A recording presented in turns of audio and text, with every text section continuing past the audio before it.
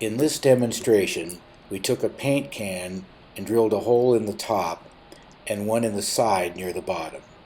Then we filled the can with natural gas and ignited the escaping gas at the top.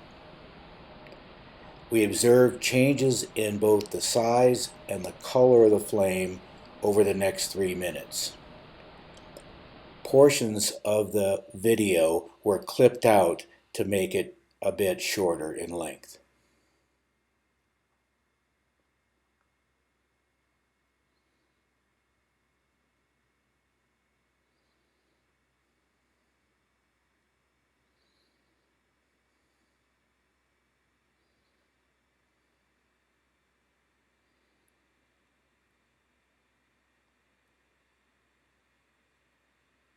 Watch carefully near the end of the video to see what happens.